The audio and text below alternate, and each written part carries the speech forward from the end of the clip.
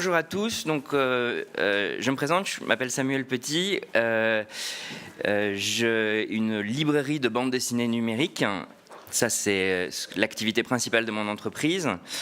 Et à cause de nombreux problèmes que pose la bande dessinée dans le numérique, j'ai été amené depuis quelques années à travailler sur une notion qui est un peu la notion de la lecture linéaire, des problématiques de la lecture linéaire dans la narration, surtout graphique.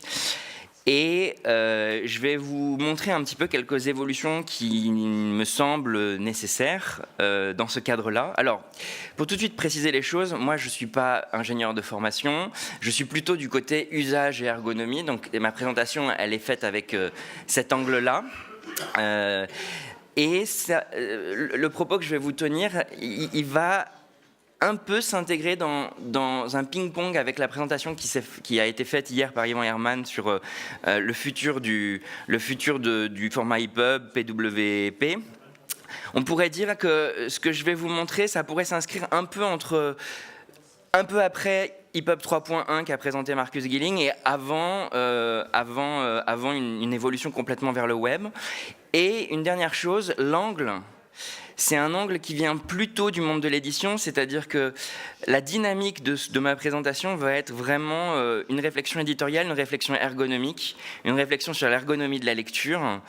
Voilà. Donc, très rapidement, hein. Donc moi j'ai une librairie de bande dessinée numérique qui s'appelle Sequencity. Elle a une petite particularité. Alors c'est un système vertical, on va dire comme la plupart des plateformes de bande dessinée. Elle intègre de vrais libraires pour des libraires qui ont des librairies physiques pour faire la recommandation. Donc il y a une dimension sociale dans la librairie. Et sur le sujet que je vais aborder là maintenant avec vous, je travaille avec deux universités dans le cadre de ce qu'on appelle les investissements d'avenir en France, qui me permettent de collaborer avec des universités, avec des fonds qui sont à la fois privés et publics. Et notamment le LIP6, l'Université Pierre et Marie Curie, qui fait le travail de rédaction du draft des propositions que je vais vous présenter, et sur d'autres choses qui sont vraiment liées à la bande dessinée avec l'Université de La Rochelle. Autre petite chose, ce travail, il n'est pas neuf. En fait, il a commencé déjà il y a 2 ans, avec un premier workshop officiel, IDPF, qu'on avait organisé à Paris, qui avait été organisé par Cap Digital, et qui avait permis de réunir déjà à l'époque au comité de pilotage de ce workshop Pierre Danet de Hachette, Marcus Gilling évidemment de l'IDPF, Mathieu Kopp qui n'est pas là, qui est le CTO d'Aquafadas, et Hiroshi Yoshimura qui est l'exécutif directeur digital business de Kodansha. Donc il y avait un intérêt aussi de la part des Japonais pour ce que je vais vous présenter.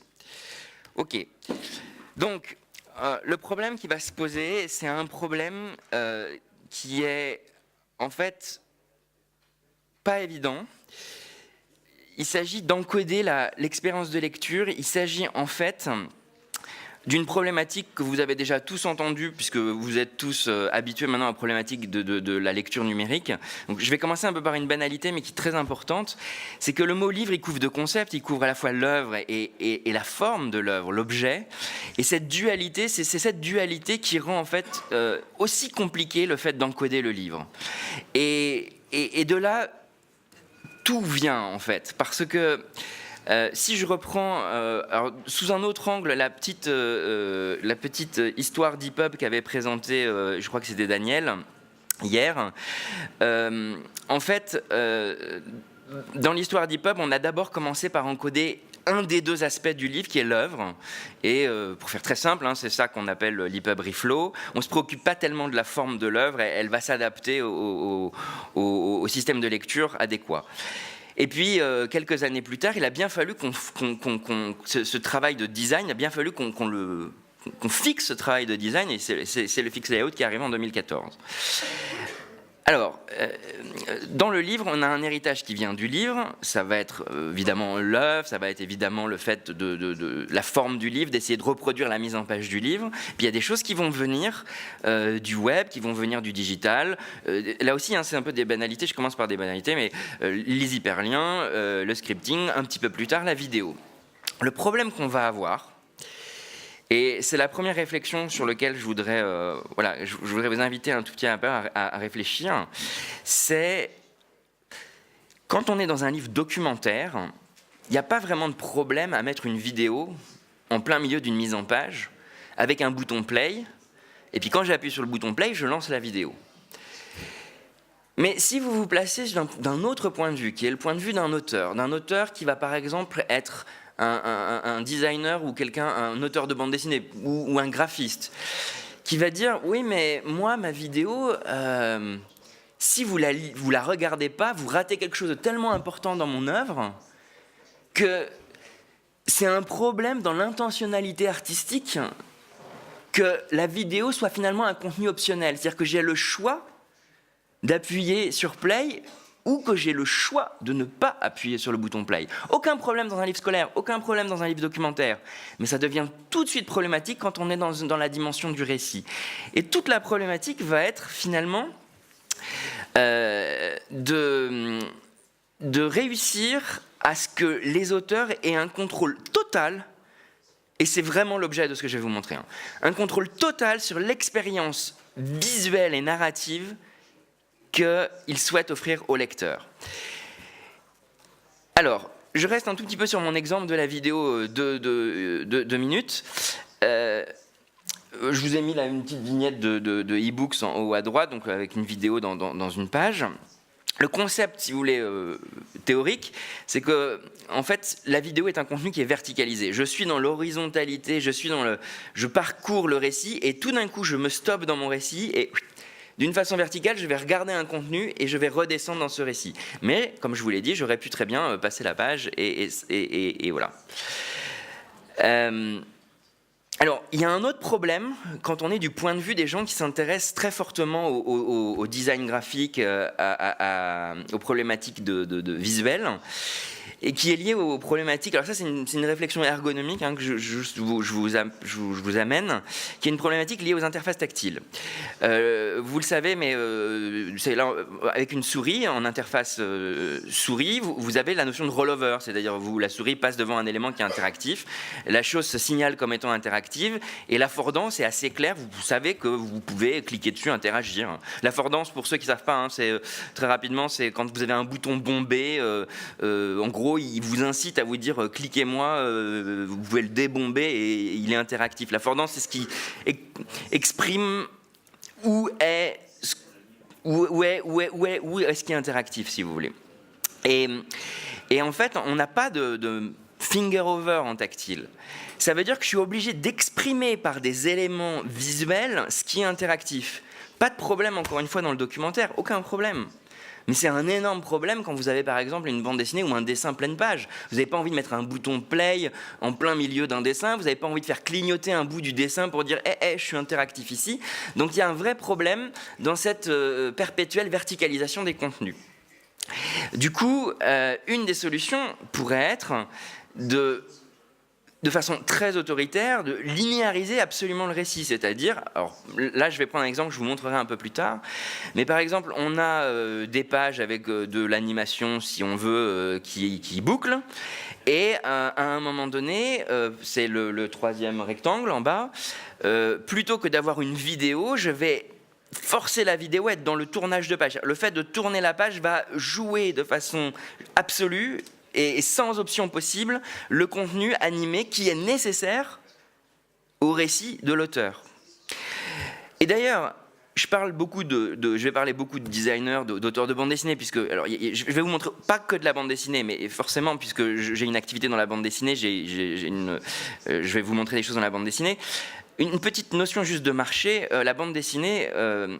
c'est un marché grosso modo à 500 millions d'euros en France et un petit peu plus aux États-Unis, mais quasiment équivalent, ce qui vous montre d'ailleurs la bonne santé du marché français par rapport au marché américain. C'est 3,5 milliards d'euros au Japon.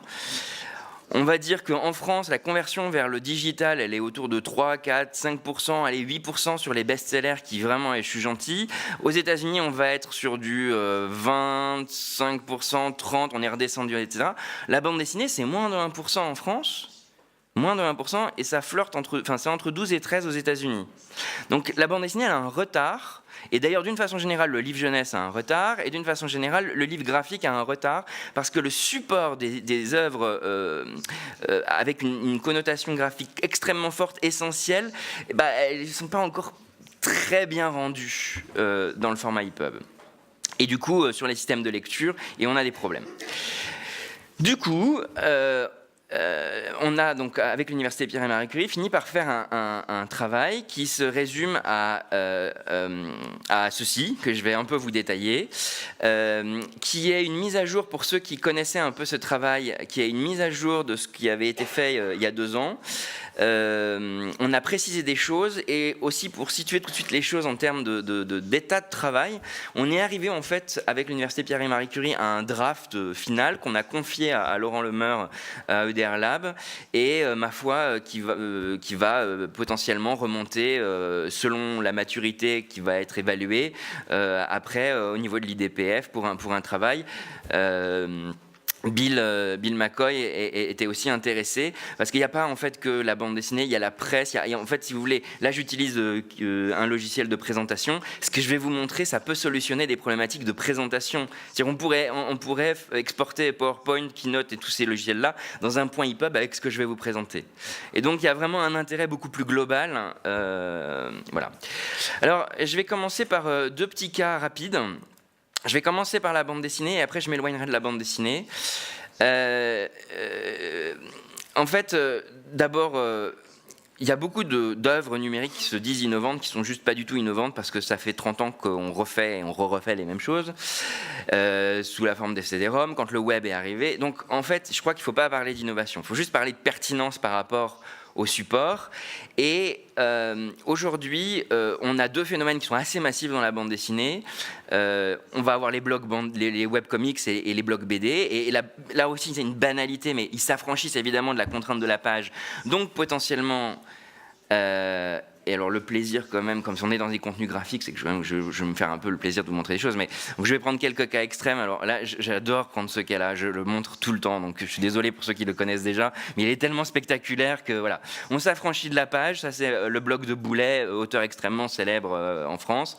Et voilà, quand on s'affranchit de la page, le type de récit complètement dingue qu'on peut faire. Si vous voyez le scroller à droite, vous voyez rien. Tiens, pourquoi vous voyez rien? Pardon, alors, qu'est-ce qui se passe?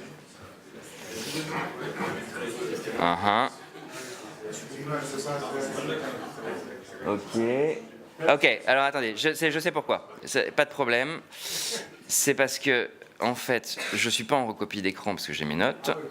Et voilà, et c'est une petite bêtise de ma part que je vais réparer tout de suite. Voilà, excusez-moi. Hop. Donc j'aurais dit, voilà un exemple un peu spectaculaire. Donc le blog de Boulet, donc vous voyez le scroller à droite, pour ceux qui sont loin, j'espère que l'écran marche. Donc c'est un récit où l'auteur faisait, peut-être pas une page par jour, mais il a été très régulier à un moment donné dans sa production. Et c'est un récit complètement dingue qui exploite tout bêtement le scrolling. Ok.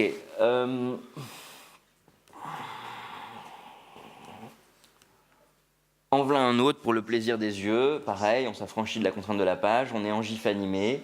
Ça c'est une bande dessinée qui est extraite de... C'est Sécheresse je crois, c'est ça? Non, c'est Villemain, pardon, qui est extrait j'ai pas d'internet, ok, enfin je me connecte. Voilà, qui est extrait d'une revue qui s'appelle Professeur Cyclope, qui a expérimenté énormément la narration visuelle. Et donc, ce cas-là, et l'autre chose que je veux vous montrer tout de suite, alors, du coup, voilà. Non, je vais rester là en fait. Voilà, c'est ça. Alors, ça c'est ce qu'on appelle un turbomédia. Ça c'est ce qu'on appelle donc un turbomédia. Un turbomédia, c'est PowerPoint réinventé par les auteurs. C'est juste, encore une fois, c'est une logique de pertinence, c'est pas une logique d'innovation. C'est-à-dire que un dessinateur qui veut travailler le diaporama, y mettre de l'animation, veut contrôler quelque chose de très important ici, qui peut-être vous apparaît comme extrêmement basique, mais qui pose déjà un énorme problème. C'est qu'à chaque fois que je tourne la page, entre guillemets, l'auteur utilise tout bêtement un cut, un simple effet de transition, le plus basique qui soit, le cut. Et il joue avec ça pour jouer de superposition d'images. Mais le problème, c'est que dans le format EPUB, la transition entre deux pages, elle est déléguée au système de lecture. Et donc, le système de lecture, si par exemple, il a décidé de simuler une page qui tourne ou de faire une translation, ça, c'est pas possible. Alors, vous allez me dire tout de suite, ah oui, mais on peut tricher en format EPUB, on peut faire plein de choses.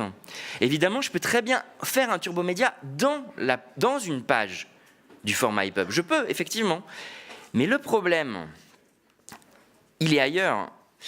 Le problème, il est que... Pardon. Voilà. Le problème, il est qu'un livre, c'est pas un film. Je ne découvre pas la narration au fur et à mesure. Un livre, c'est un objet très particulier qui déclare ce qu'il y a à l'intérieur de lui-même tout de suite. Vous pouvez prendre un livre, le feuilleter, vous avez tout de suite une perception immédiate de l'intégralité de l'œuvre. Et d'ailleurs, dans les évolutions d'EPUB, dans les dernières évolutions, on a introduit une petite notion qui s'appelle sample, qui permet moi j'utilise ça dans la librairie de bande dessinée, de voir le livre avant de pouvoir l'acheter même, de voir une vue intégrale avec les petites vignettes des pages. Et c'est très important, ce chemin de fer qui était en fait au début un outil des logiciels de mise en page, c'est en fait un outil de navigation dans les œuvres numériques qui est très important. Et donc moi j'ai envie de garder, quand je suis un auteur, déjà en termes de création, j'ai envie de garder la logique de page. J'ai pas envie que tout soit masqué derrière une page. Je veux voir chacune des pages, comment elle va s'enchaîner. Et puis potentiellement, si je suis dans une interface qui me permet de feuilleter le livre et de naviguer à l'intérieur du contenu du livre, je veux pouvoir me rendre compte de la totalité du récit. Donc si le récit il est un peu par un hack piégé dans une page, je vais rien voir. Et une fois que je vous ai dit ça, je peux revenir à la problématique du scroll. C'est que le scroll aussi pose un petit problème. Parce que quelque part, il faudrait que je puisse avoir un aperçu de ce que je vais scroller. Ça fait partie des problématiques qu'on a dans le livre, en fait. Ok. Donc voilà, déjà pour le turbomédia, si on voulait le faire proprement, il faudrait qu'on puisse introduire la notion de transition entre les pages dans le format EPUB. D'où, dans la taxonomie que vous voyez, dans la liste de tous les cas qui manquent, c'est pour ça qu'il est listé à cette position-là. Je vais peut-être décrire un tout petit peu, revenir sur ce graphique. En vert, alors comme ce graphique était quand même très orienté bande dessinée, il y a des cas qui sont vraiment pour la bande dessinée. Donc je vous les décris très rapidement. Ce qui est en vert, c'est ce qui est résolu, c'est le page et la double page EPUB 3. Ensuite, on a un petit problème pour la bande dessinée, c'est la double page. Je passe, c'est vraiment pas très important aujourd'hui, mais on a un problème, des fois, ça serait bien de pouvoir afficher la double page, même quand on est en mode portrait ou quand théoriquement on n'est pas dans l'option d'afficher la double page, parce que des fois il y a des problématiques de lecture et de sens. C'est pour ça qu'il est déjà un peu moins vert et qu'il tire vers le bleu. Ce qui est bleu, c'est qu'en réalité, c'est pas un problème dans le format EPUB, c'est plutôt un problème dans l'implémentation des systèmes de lecture. On va avoir plutôt des conseils ou des bonnes pratiques à donner au système de lecture pour supporter correctement des problématiques comme ça. Ce qui est en violet, par contre, pose problème. Et donc je vais les redétailler, mais donc, parce que je vais avancer dans la description de ce graphe. Mais grosso modo, déjà donc j'ai pris le cas du turbomédia, la notion de transition entre les pages. Ok. Alors on va avancer. Alors là je vais vous montrer autre chose. Donc je vais basculer sur l'iPad. Là on va quitter la bande dessinée. Et je vais vous montrer typiquement un cas de lecture linéaire intéressante qui peut poser quelques problématiques. Alors, je dois l'avoir dans l'interface de lecture. Voilà. Vous voyez toujours pas. Ah. Là, pourtant, ça marchait tout à l'heure. Alors, attendez.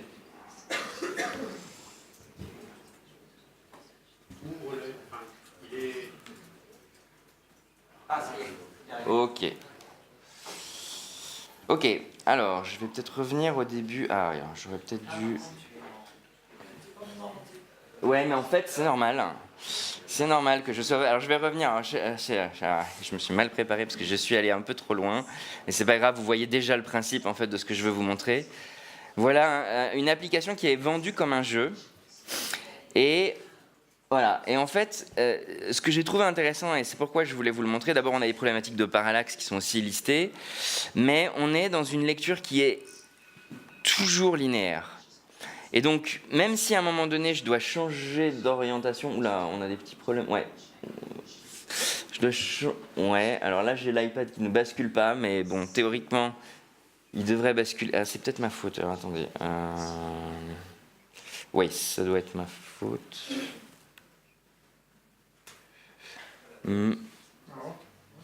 Bizarre. Bon, ok, c'est l'écran. Bon, faut faire un petit peu l'exemple. Bah, vous voyez ma main. En fait, je tourne et je suis désolé là. Du coup, la démonstration est un petit peu biaisée, mais voilà. Et en fait, je suis dans un récit qui va. Bon, alors, la mise en page est assez belle. On a des systèmes de parallaxe et en fait, on va selon ce qu'on va faire. Ah non, c'est pas là encore. Voilà. Selon la façon dont on progresse dans le récit, on va avoir, par exemple, voilà, on va avoir tout d'un coup. La page, elle est guidée. Et alors là, je dois pouvoir partir dans l'autre sens. Voilà. Alors moi, je le vois toujours à l'endroit. Là, c'est bon aussi pour vous. Voilà. Là, je dois le retourner. Voilà.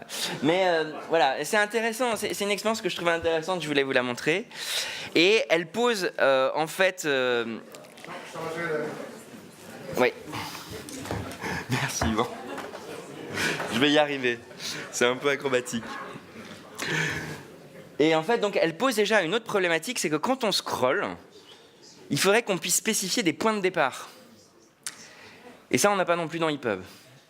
Ça veut dire que là, je vous ai montré tout à l'heure les BD que je vous ai montrés, on les scrolle de haut en bas, mais il peut y avoir tout un ensemble de récits qui demandent de scroller à partir d'un point de départ qui n'est pas le haut. Voilà. Ensuite, je vais vous montrer, alors je vais encore rebasculer, j'espère que ça va marcher. Donc on va basculer sur les cas des parallaxes, je vais en montrer un autre. Alors il y en a un qui est très joli, qui est sorti il n'y a pas très longtemps au moment du festival d'Angoulême, qui s'appelle Falaina, qui a été fait par France Télévisions et Nouvelles Écritures. Alors il y a du son aussi, on est dans un scroll extrêmement élégant où à chaque fois qu'on... le problématique du scroll, en général, pour le théoriser un petit peu, c'est que quand vous scrollez et que vous lancez, vous ne savez pas toujours où vous devez vous arrêter. Et ça, c'est un problème, parce que de temps en temps, vous êtes obligé de viser et d'ajuster, c'est-à-dire de faire, d'un point de vue ergonomique, de faire un effort pour stabiliser votre page afin de lire dans une lecture confortable. Alors là, ils l'ont résolu avec de très petits textes qu'ils ont espacés, donc ils ont pensé ça très très bien. J'ai une palanquée d'exemples où ça marche très mal, mais là je vous en montre un qui marche très très bien. Et on est dans un récit qui est en fait la monopage et qui progresse, voilà, avec des effets de parallaxe. Mais je voudrais aller sur un autre exemple. Alors, je dois changer. Et je vais vous montrer que la problématique des parallaxes, elle n'est pas si simple que ça. Et je vais vous montrer deux problématiques en même temps, parce qu'il faut que j'avance, qui sont deux choses. La notion de parallaxe, où on réintroduit la notion de page, d'instance de lecture, je vais bientôt en venir à ce terme-là, d'instance de lecture ou de navigation unit. Et une autre problématique qui va revenir à ce que je vous ai décrit tout à l'heure quand je voulais contraindre dans la linéarité un contenu animé, qui était de mettre une animation, une vidéo, ce que vous voulez, dans l'entrepage. Donc là, c'est un projet sur lequel j'avais travaillé avant la librairie numérique. C'est un projet qui est une application, qui est buggée, qui vieillit mal. Donc ça prouve bien... alors, est-ce que ça va marcher? Voilà. Oh, c'est pas très stable, je suis désolé. Voilà. Alors déjà, ça c'est censé être animé, c'est plus animé. normalement, quand j'arrive sur les pages et que je veux appuyer sur une page et que je zoome, je suis censé voir la page zoomée, ça ne zoome plus. Donc, vous voyez tout de suite, mais c'est très bien que je vous montre ça. Vous voyez tout de suite le problème qu'on a avec une application. La maintenance, c'est un enfer, c'est une horreur. Ce livre a été fait avec Flammarion et en fait, on l'a pas mis à jour depuis iOS 6 et on est à iOS 9, 10. Et en fait, à chaque version, on a des problèmes. Donc, il faudrait que cette œuvre soit, qu'on puisse la refaire dans le format EPUB. Mais pourquoi on l'avait fait en app? Parce qu'à l'époque, on ne pouvait pas la faire en format EPUB, pour plusieurs raisons.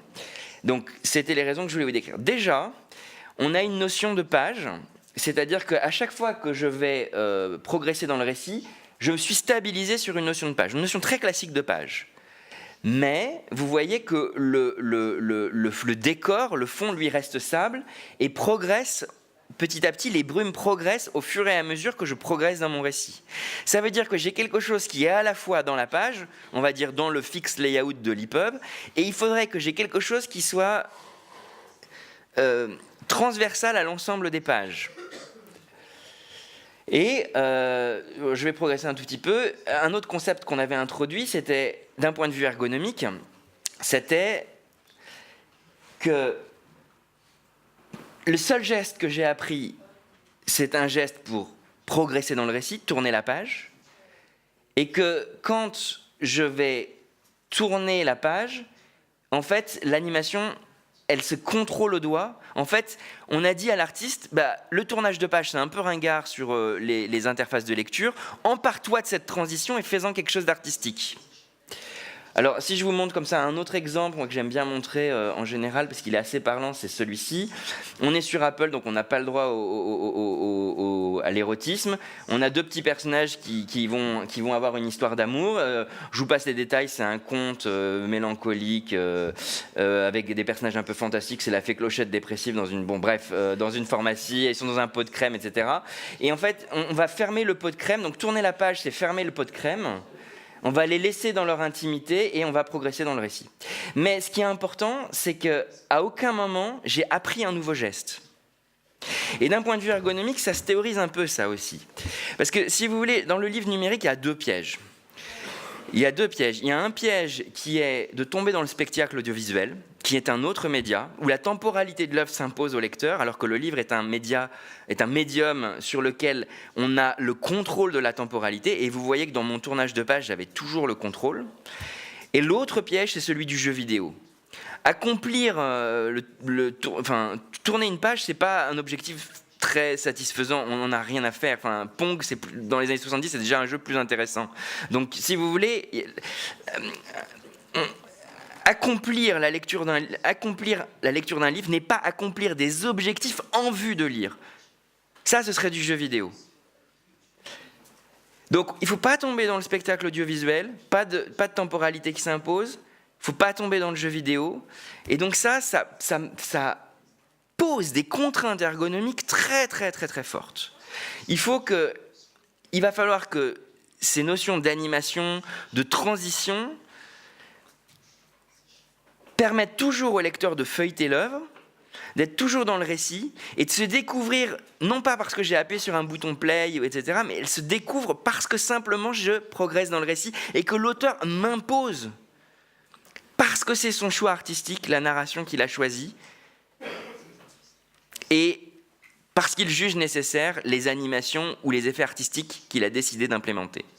Le turbomédia, je reviens 2 minutes sur le turbomédia, c'est complètement ça. Les auteurs qui font du turbomédia, d'ailleurs, avaient théorisé quelque chose d'à peu près similaire, sur le fait de ne pas imposer la temporalité, etc. Et ils ne cessent de jouer avec des petites animations, des petites choses, des petites transitions qui, systématiquement, viennent apporter une valeur ajoutée dans le passage d'une case à l'autre, mais jamais, jamais, jamais, au grand jamais, ne transforme l'œuvre en un dessin animé de mauvaise qualité. Ok.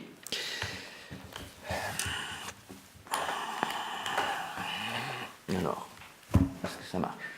Oui. Alors, juste une toute petite petit focus là-dessus, très rapide. Là, je ne vais pas montrer d'exemple. Théoriquement, l'exemple devrait être vert. Des transformations dans la page, on est tout à fait capable de faire ça en EPUB.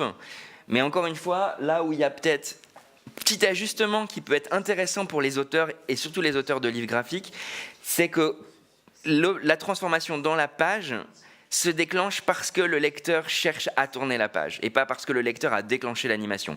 Encore une fois, c'est toujours si l'auteur estime que ce travail graphique est absolument nécessaire à ce qu'il souhaite dire et transmettre au lecteur.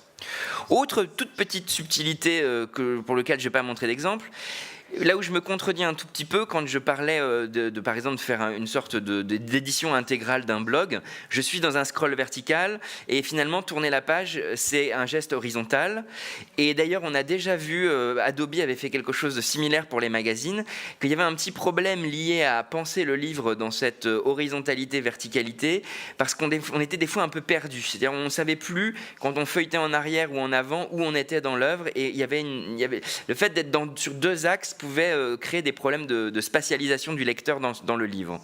Donc tout bêtement, une petite suggestion aussi qui me semble être intéressante, c'est que quand on est dans des pages qui imposent déjà une gestualité, comme par exemple le scroll, ça pourrait être intéressant que le tournage de page, c'est-à-dire le passage à une autre page, se fasse finalement dans le sens du scroll.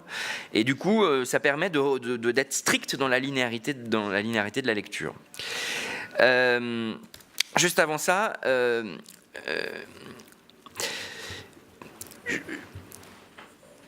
je pense que il est important d'envisager ces évolutions comme étant un moyen pour l'édition numérique en général de décoller sur les contenus graphiques. C'est-à-dire que on a besoin d'un standard, on a besoin du format EPUB, parce que le format EPUB, il s'inscrit avec des métadonnées et tout dans une chaîne du livre. Ce qui est un peu paradoxal, et pour rebondir un peu à la présentation qu'avait fait Yvan Herman hier, c'est que les auteurs qui ont fait des expérimentations de lecture linéaire les ont fait sur le web. Et c'est très marrant que finalement, parce que le format EPUB ne leur offre pas la possibilité de garder cet héritage qui est l'héritage du livre, ils se sont sentis obligés de le faire sur le web. C'est pour ça que ce travail-là, il s'inscrit, à mon avis, après peut-être Yvan vous allez réagir, je ne sais pas, mais il s'inscrit dans cette continuité d'aller vers un mariage entre une logique qui vient du livre et une logique qui vient du web. Et donc, bizarrement, les évolutions qu'on propose pour le livre, influencées par une réflexion qui vient du livre, ont en fait été expérimentées sur le web. Donc ça prouve bien la porosité et le fait que c'est très important que les deux approches se marient sur le long terme. Une toute petite remarque sur la notion d'implémentation. Alors encore une fois, je vous dis, hein, moi je suis pas c'est vraiment le chercheur de l'université Pierre et Marie Curie qui s'appelle Minéa Tufis qui travaille sur le draft.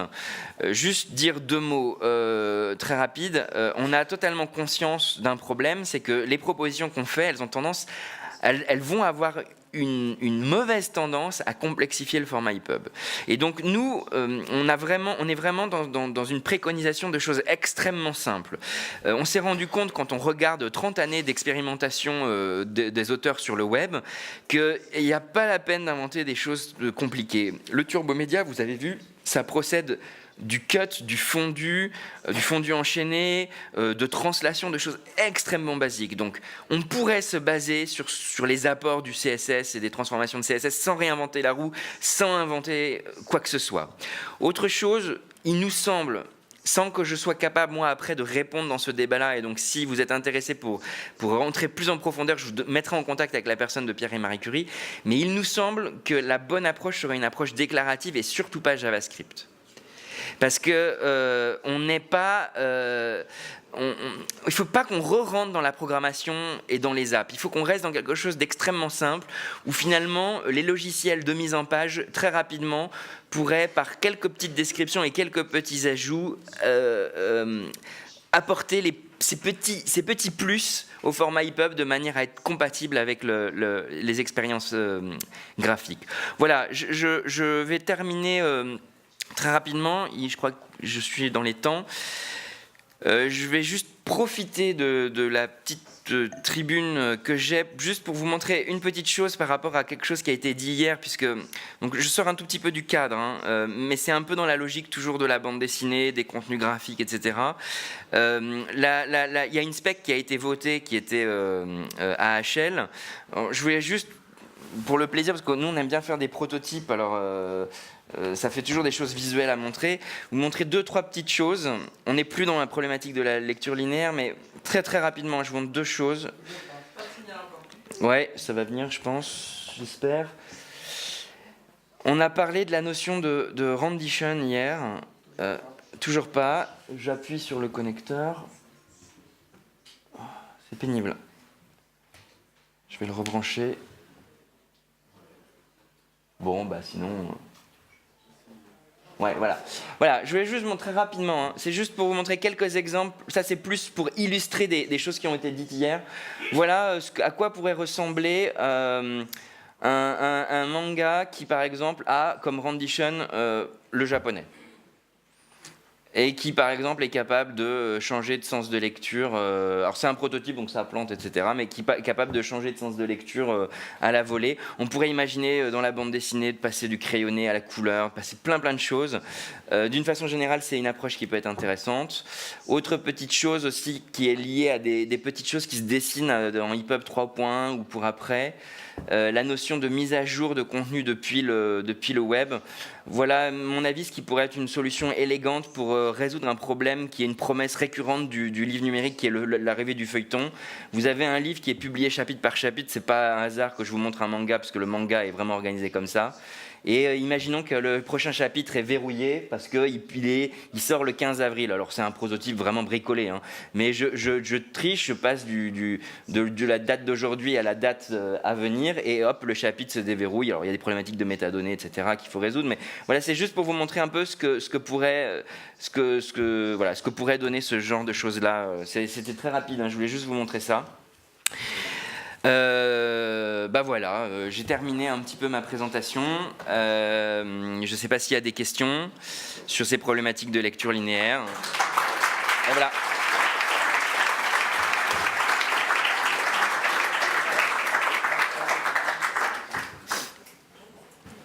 Oui.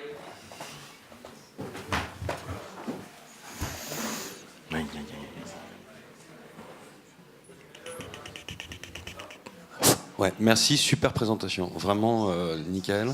Alors moi, je vais faire mon commentaire en tant que l'ancien co-chairman du CSS Working Group. Alors, merci infiniment, je voudrais qu'on discute plus avant, après, dans les jours et semaines qui viennent. Ça correspond tout à fait à une proposition que j'ai faite au CSS Working Group au cours de 2015, en leur disant, depuis 20 ans dans le web, et alors... On n'est pas vraiment dans le domaine de l'EPUB, on est plus dans le domaine du web, mais la problématique est exactement la même. Je disais donc, il y a une chose qui manque au web, mais ça manque aussi à l'EPUB. Et ça fait 20 ans qu'on ne sait pas résoudre ce souci, c'est exactement votre souci, c'est la transition interpage, la transition interdocument, et plus spécifique à l'EPUB, la transition interpackage, parce que ce que vous venez de montrer avec des épisodes qui arrivent, c'est un interpackage. Alors, il faut être capable de proposer une solution à de nombreuses technologies, les plus anciennes étant PowerPoint Keynote, où ce sont les premiers qui ont implémenté des transitions interpages. Ça pose un gros problème technologique pour nous, qui est un problème de sécurité. Quand on est entre deux documents, être capable de faire, par exemple, ne serait-ce qu'un fading entre deux documents peut permettre au second document d'obtenir des informations juste par accès à la copie d'écran du document précédent. Donc là, on a des grosses problématiques de sécurité qu'on a moins évidemment à l'intérieur d'un package EPUB, mais que d'une manière globale, on est obligé de résoudre pour le web. D'accord ?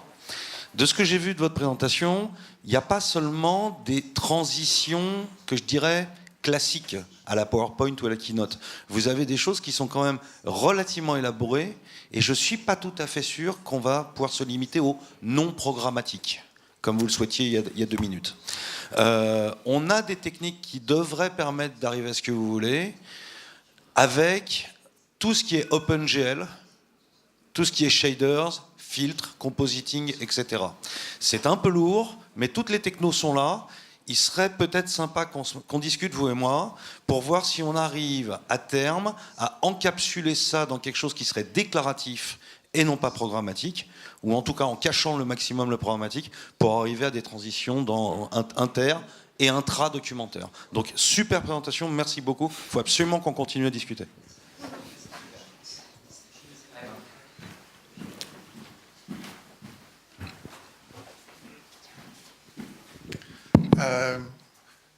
Sauf si Daniel a des problèmes, j'aimerais bien me joindre au parti. Donc, oui, d'abord, super. Donc, c'est vraiment très intéressant. Mais je crois que, en plus de ce que tu dis, Daniel, ça donnera beaucoup de poids si nous, en tant que Publishing Interest Group, on avait des cas très concrets, donc plus concrets, plus courts de ce que tu as là, qui soient documentés, parce que ça donne beaucoup plus de poids à toute argumentation au niveau du groupe CSS. Donc, ce n'est pas que quelques geeks qui sont en train de s'amuser, mais il faut prouver qu'il y a toute une industrie derrière qui le demande. Donc, on est toujours dans l'approche de trouver des use cases, de les réutiliser pour aborder ce genre de problème avec d'autres groupes, mais vraiment, on a besoin de ça. Pour le turbomédia, c'est en train de devenir un phénomène. En fait, ce n'est plus du tout des expérimentations isolées. D'abord, mon concurrent américain Comixology a fait une implémentation propriétaire de turbomédia. Et là maintenant, je vous en montre une plateforme en France. Je voulais compter pour vous donner une statistique. J'ai pas réussi. Cette nuit, je voulais essayer de trouver un chiffre, mais j'arrive même plus à les compter. Il y a des centaines d'auteurs qui sont en train de faire des turbomédias. Et en fait, l'énorme problème, là je reviens à une problématique qui est plus la mienne, mais l'énorme problème, c'est que c'est un peu triste finalement. Ils vivent mal, mais ils vivent en faisant des BD papier, et ils s'amusent. C'est exprès un petit peu, je le dis exprès un peu comme ça, de façon provocante, et ils s'amusent sur le web, et ils n'ont pas de modèle économique. Mais ça, c'est en train de devenir massif. Si demain ça rentre dans le format EPUB, on offre un modèle économique aux auteurs qui n'en ont pas aujourd'hui. Je comprends. Donc, si tu pouvais nous aider en donnant des textes qu'on puisse inclure dans notre document, ça, ce sera très important. Parce que c'est exactement ce dont on a besoin. Non seulement pour l'approche de Daniel, donc parler au CSS Working Group, mais on est aussi en train de collecter des cas, des use cases pour tout le travail PWP, parce que si jamais un jour on veut aller au-delà de ce que je racontais hier, donc pour l'instant c'est une expérimentation mentale. Si on veut aller au-delà et on veut convaincre la communauté de W3C qu'il y a un travail à faire à ce moment-là, on doit avoir des use cases qui sont bien documentés pour prouver l'intérêt de la chose. Donc on a besoin de ce retour. Mais tout ce que tu dis, pour moi, en réponse à ta question que tu as posée au moment de ta présentation, c'est tout à fait dans le cadre du travail PWP. Parfait, là je crois qu'on a un mariage. À trois. Oui, bonjour, Alexis Ménard, édition Albin Michel. Vous avez parlé de modèle économique. Justement, ça, c'est quelque chose qui m'intéresse aussi beaucoup. Nous, on a fait pas mal d'expériences. Je ne sais pas si Cyril Bechemin est là. Ici, vous parlez justement de technologie, de ce genre de choses. Nous, on avait fait, en 2011 de mémoire, un livre qui s'appelait L'herbier des fées. Il faut savoir qu'on a fait maintenant, depuis cette année-là, à peu près 6 mises à jour. C'est-à-dire qu'on a été obligé, alors que le livre était sorti, et c'est pour ça que l'Homme Volcan est aussi un très très bon exemple, de continuer d'investir en tant qu'éditeur pour, vis-à-vis de notre auteur, vis-à-vis de notre public, continuer à donner cette disponibilité aux lecteurs de pouvoir lire l'ouvrage. Ça, c'est quelque chose qui, pour un éditeur, pour des investissements, puisque vous parlez de modèle économique, est un vrai problème à terme, et qui doit s'appuyer sur des technologies qui sont fixes, pérennes et qui n'évoluent pas tout le temps, parce que sinon, c'est des modèles économiques pour nous et pour les auteurs qui ne peuvent pas fonctionner.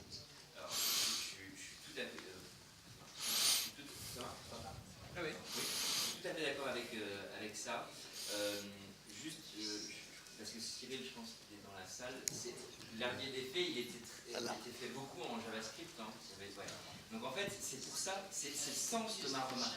Quand j'ai dit qu'il serait bien au maximum d'être déclaratif plutôt que programmatif, c'est exactement dans l'objectif d'être dans pas d'avoir de coûts de développement de programmation, et limiter au minimum, être simplement dans la production artistique, ce qui est théoriquement la promesse du format EPUB. C'est simple techniquement, et dès qu'on met de la programmation, on retombe finalement dans le problème de l'art.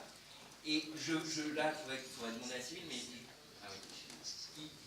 en fait, je pense que les mises à jour que vous subissez, et que nous on ne fait pas sur l'homme volcan au jour d'aujourd'hui, sont des mises à jour qui sont plutôt liées aux problématiques de JavaScript. Tu confirmes ?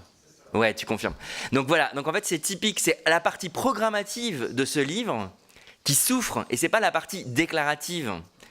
Et en fait c'est pour ça qu'il faut que ce travail-là soit au maximum possible déclaratif. Parce que théoriquement quand on a quelque chose qui est déclaratif, alors le format EPUB est aussi encore un peu immature. Aussi.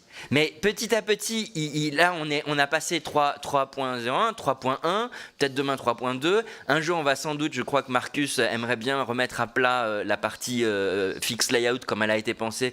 Peut-être, je sais pas, je veux pas parler à sa place, mais ce sera peut-être la version 4 ou je sais pas quoi. Mais à un moment donné ça va se stabiliser quand tout le monde aura fait ses contributions, et du pub fait ses contributions, tout le monde fait ses contributions. Là, c'est des contributions qui viennent de la bande dessinée, du monde graphique. Quand tout le monde aura terminé ses contributions, on aura un format qui sera un peu plus stable. Mais il faut aussi être au maximum sur du déclaratif et le moins possible sur du programmatif. Sinon, c'est ça qui crée. J'ai peur que ce soit un peu le chat qui se mord la queue, ou le chien qui se mord la queue, je sais plus laquelle. Non, je pense pas. Je pense que c'est vraiment une question de maturité. Oui, si, quand même, parce que vous me dites quand ce sera stable. Si tous les éditeurs attendent que le format soit stable pour investir dedans, personne ne va faire évoluer le format parce qu'ils attendront les éditeurs.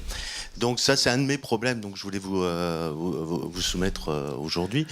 Et on a d'autres problèmes qui sont à venir. Quand on parle de EPUB, pourtant qui est une vieille technologie quasiment maintenant, si on parle en termes de numérique, on a des problèmes de vidéo, on a des problèmes d'encodage de vidéo, on a tout ce genre de problèmes qui ne sont pas liés à l'EPUB, mais qui sont liés à l'environnement, qui sont liés au lecteur. Et ça, ce sont des problèmes pour nous qui coûtent de l'argent, ouais, et qui coûtent du temps, et qui sont un vrai problème pour investir plus massivement dans cette technologie, alors que déjà, je trouve qu'on le fait à titre personnel pas mal. Voilà. Mais je comprends. Mais à discuter. Une toute petite remarque sur la vidéo. Je ne sais pas si vous avez fait attention, mais la plupart des formats vidéo, la plupart d'entre eux sont des formats propriétaires avec des brevets, des machins, des technologies. EPUB, c'est une chance. Dans les industries culturelles, moi j'en connais pas beaucoup des formats qui sont complètement sans brevet, sans licence, sans rien. Ça veut dire que c'est un format qui est à la fois pour l'industrie, mais, et je suis bien placé parce que je suis aussi un ancien éditeur de bande dessinée, tout le fanzina, toute la production underground, etc., peut aussi s'emparer de ce format. C'est un format qui est libre. Et c'est quand même, à mon avis, mais c'est quand même, à terme, peut-être que là, aujourd'hui, il y a un peu de frustration sur l'évolution à marche forcée du format EPUB, mais à mon avis, c'est quand même un facteur de pérennité. Parce que regardez comment les langages web ont évolué. C'est bien pour ça qu'on fait beaucoup regardez HTML5, et peu d'applications. C'est quand même. Je vous rassure, je suis d'accord. Voilà, maintenant on peut quand même, sauf quand on va vraiment dans des trucs très compliqués, mais pour des choses simples, maintenant c'est stable, quoi. Voilà. I apologize, I'm going to speak in English. The problem that you've described is very important to us in education as well. So it's not just comics and graphic novels, but in education we have a very clear instructional meaning in the content as well, and that's something that we struggle to convey. And I know there's work going on in EduPub there to help that, but the reality is there's no real readers that are supporting that, and the same problem with region-based navigation and transitions. These are things that we face, and so the worry is that if things don't move quick enough, that publishers, and I don't speak for my company, but I speak just in general in education, we're going to have to do something else, and I worry about what that might be. I worry about the quality of the produce or the formats that are used, because there's a need to get content out now in this format. There's a need now, tomorrow, to have packages that will give us transitions, and really what we're doing is we're seeing apps coming out. We're seeing, and maybe that's okay, but it's kind of starting to bypass EPUB, I feel, and that to me is a concern. So it's just a confirmation that this is something that we need, and we need quickly. Bien. Ben, ça nous met la pression sur EPUB et sur Idiom aussi pour faire les logiciels qui suivent. Alors, on va devoir passer à la seconde session. Merci beaucoup.